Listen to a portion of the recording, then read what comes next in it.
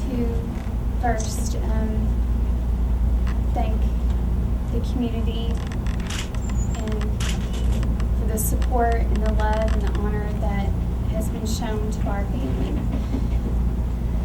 And to Jason.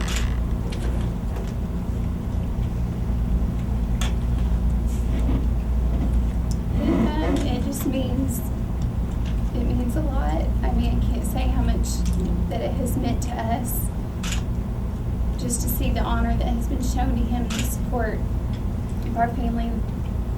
I want to thank, our police family here and all over the nation. The flags being flown at half-mast, the prayers, the flowers and balls on his car, profile pictures on Facebook being changed to his badge and honoring him. He was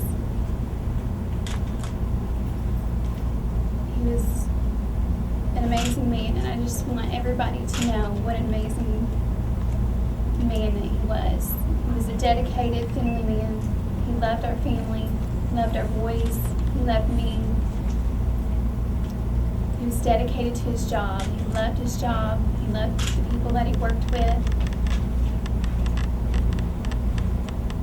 And I just want everybody to know what an amazing man he was.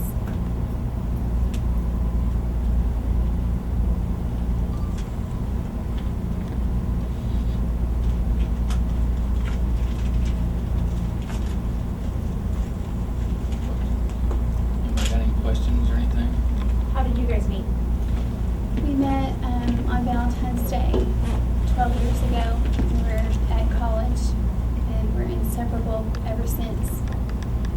It was truly, truly love at first sight. He's my best friend.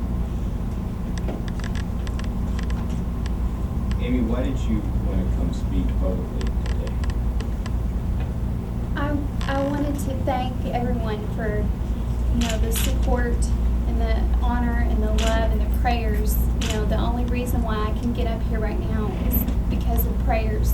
And God has, picked me up off the bathroom floor. I didn't want to live another second without Him. I know that I have to be strong for our kids. And I feel the prayers and the support. I mean, I truly do. And I wanted to thank everybody for that. How are Hunter and Parker? How are they? Yeah. We've had our, as good as can be expected. Just, they know, their daddy's not coming back. And it's going to be a long, hard road. For people who still want to help and want to express their condolences to you, what do you want them to do? Well, the Supporting Heroes has been an amazing, amazing support group for us. And, I think to give back to that group because they have helped us so much, that would be one way. Can you tell us a little bit how he was? We know that he was a Pee Wee baseball coach, very involved in the community. You can clearly see loved this town. Can you tell us a little bit about him? He was very goofy. He loved to make everybody laugh. He wanted to make sure everybody was having a good time around him. He loved baseball. He loved the Cincinnati Reds. He loved his family. He loved, not just, the boys and I, but all, his family, my family. He loved his brothers that he worked with. He was just really goofy and just, for instance, at the Christmas party, the past 2 years, the city party, it's nice, you dress nice, but him and another officer, they wanted to wear goofy sweaters. Everybody else is dressed nice, and this past year he wore an elf sweater with an elf hat. He loved to just be goofy. Ms. Ellis, one of the people I spoke with yesterday, her relative was arrested by Officer Ellis, and she was struck by his compassion and care. Could you talk about his way? You know, I rode with him on several occasions, and I remember one of the first times that I rode with him, and he was, you know, he pulled someone over, and he was, you know, at the car, and I was watching him, and he was just kind of laughing and whatnot, and when he got back in the car, I said, "Did you know him?" He said, "No." He said, "You know, I don't, you know, he wasn't a jerk like that." But he loved helping people, and he loved his job, and he just wanted, you know, just to do his job and to do it good and to do it right and to clean up the streets, and he was dedicated. He loved it. Amy, when you see the memorial outside, the candles and flags and teddy bears and baseballs on top of the police cruiser, what do you think goes on through your mind when you see that? It's overwhelming. It's overwhelming. Just I can't even, you know, explain how good it, you know, makes me feel that people are honoring him, you know, through this horrific tragedy. It's brought, you know, the good out of so many people. People are donating things left and right, you know, their services, and I mean, it's just, I'm blown away. I'm blown away. What will you miss most about him? Where do I even start? You know, his goofy smile, the way he always made us laugh, his smell, just to be able to hug him, kiss him, and just seeing him with our boys. I don't even know, there's nothing that, you know, there's not one thing that I can say I would miss the most about him. I just miss everything. What was his favorite thing to do with the boys? Was it playing baseball? Or? Yeah, he loved to play baseball and with them, and just to play with them, wrestle with them. How did he become a canine officer? I know, you know, he was always a go-getter, you know, he was never content just to be. So that was kind of, I think, the next step for him. He just was interested in, you know, the part of, like I said, he was dedicated to his job. He wanted to clean the streets up, and that was the way, you know, to get the drugs off the streets. Amy, what gives you the strength to sit in front of all these cameras and all these microphones and all these people are wanting to know what's going on with you and your family? And how do you stand or sit in front of us today? God. That's the only way is God. I mean, you know, I've laid on the bathroom floor. I did not want to live another second without Him. But I don't have the strength to pray right now, but I know that many others are praying for me and our family. And that's the only way. I have faith in God, trust in God that He's going to get us through this, because that it's, you know, He has provided a peace that passes all understanding, and it's the only way. Can you tell me about the support that you have? You have Eric with Supporting Heroes, your mother's behind you. Who else is there with you? This is Jason's mother. This is a good friend of ours, and just other, you know, brothers and sisters that he worked with. You know, they were family. How have they been for you?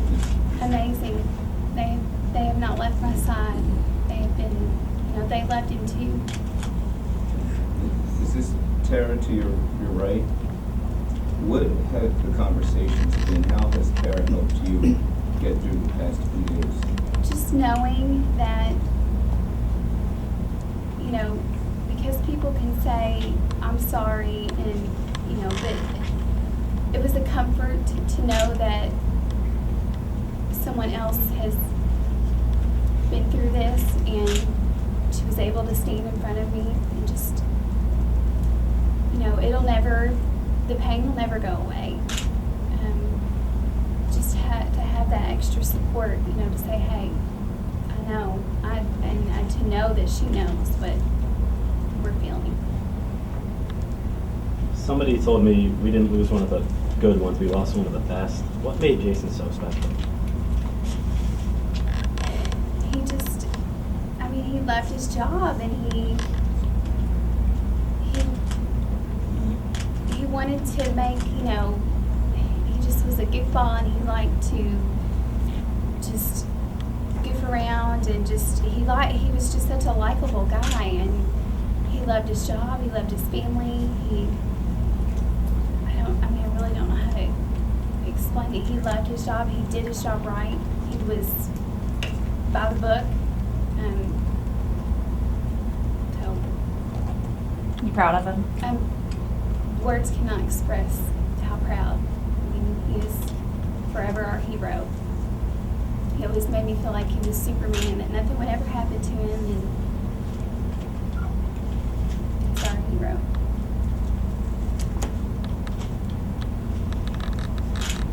Do you have a single favorite memory you'd like to share that kind of explains his goofy personality other than the Ellis story? It's so hard to think, right now. I really can't. I can't think right now. There's so many memories that we've just been sharing.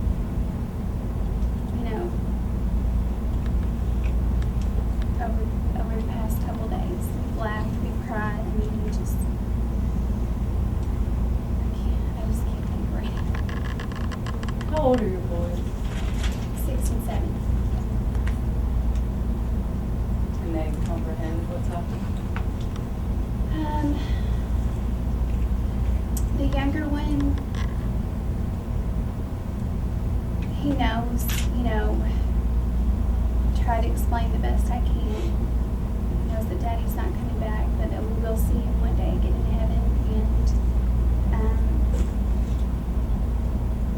he got hurt yesterday, and that's when he started letting it all out. He just screamed and screamed and screamed. He wanted his daddy.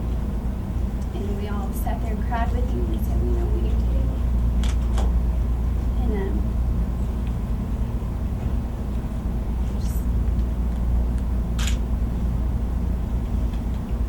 How is Jason able to balance being goofy but still commanding respect? I don't know. I guess being, in law enforcement, they know how to do that. I don't really know. He knew when he had to be serious, but when he would come home or we were having cookouts or whatever, he just let that side go.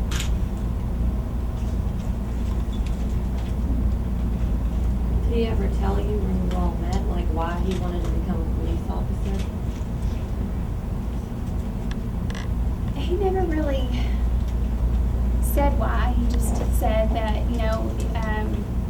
he played minor league baseball for a while. And when that dream, when he decided to give that up, I worried because he came home early because I was pregnant and we were having trouble, and we had a special needs child, and he knew it was time to come home and he needed to be there. And I worried that he would regret that one day. But he said, he had lots of dreams, and one was to be a police officer, to be, my husband and a father, and so I knew that was just one of his dreams.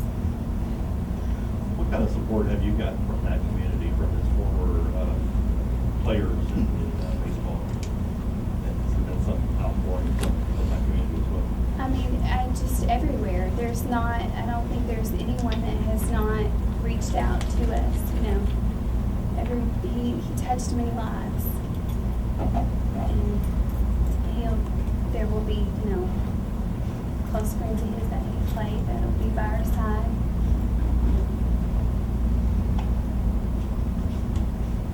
You talked about your kids, but how are you feeling right now?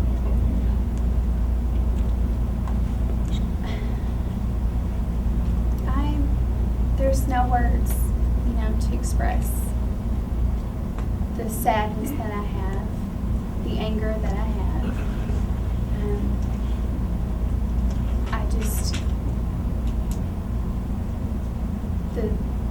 I'm proud of him, but I just again, I want to, just through God, that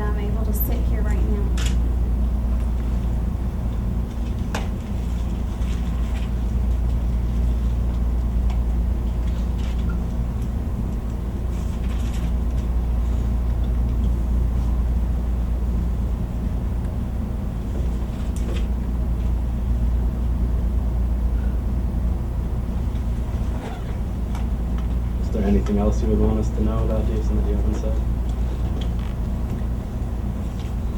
There's so much. I mean, we could be here all day, but just that he was a wonderful, wonderful man, and we're just gonna miss him so much.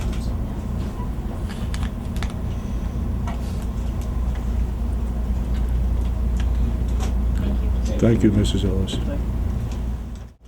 Again, it's a whole lot of tips, a few leads, but nothing that we can get excited over just yet.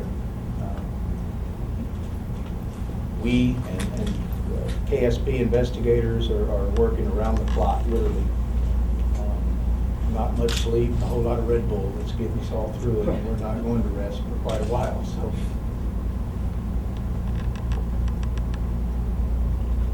How's your department, how's your department personnel holding up right now? You guys as a whole? You know, best that can be expected. Like I said, not a lot of sleep. Nobody really wants to sleep. Nobody wants to go home. Everybody wants to stay here. Most of us are. Everybody just wants to be a part of whatever it is we need to do to capture these folks, or just help out this family. But yet we still have our job to do. We're still making runs and calls for service from our community. So our folks are doing a wonderful job of balancing sadness, emotions, anger, but yet the professionalism that every one of them have to. We still have a community to respond to, and we're doing that the best we can. How tough is that? On top of everything, you don't know if Officer Ellis was targeted or it was just a random thing that they were going after police officers. How do you guys deal with that every day, making runs, having that in the back of your mind? Well, you know, a lot of the calls that we make are very high risk. But after this happened, you know, I ask our folks to be a little bit more vigilant, because we don't know. And at this point, you know, as I said yesterday, sixth sense of a cop, your gut feeling, you know, that he was the target. You know, and I've asked our folks, don't get your guard down. Don't let the emotions take over, so we don't have anyone else hurt. So that's the hardest part, staying focused sometimes. You know, I mean, it's what a criminal may do, but you know, when you make it personal like that, you affect an entire family. You just don't get revenge on the police officer. You crush an entire family. And we hope that someone will certainly have the compassion to understand that, you know, paybacks are one thing, hating a cop is one thing, but what happened here is way over the line. What makes you think this was a personal revenge type crime, like you just said? Well, I mean, we have to go on the back just with what the evidence that KSP has released, and you know that the way it was set up. We have to assume that was the case, that it was against Officer Ellis. I'm sorry if this has been asked before. Can you describe debris? What does that mean? I'm not, because it's a part of the case, and KSP has asked me to withhold that at this point. So, without jeopardizing their case, I certainly would rather not at this time. And was that his typical route home? Yes, sir. And was he wearing a bulletproof vest at the time? He was.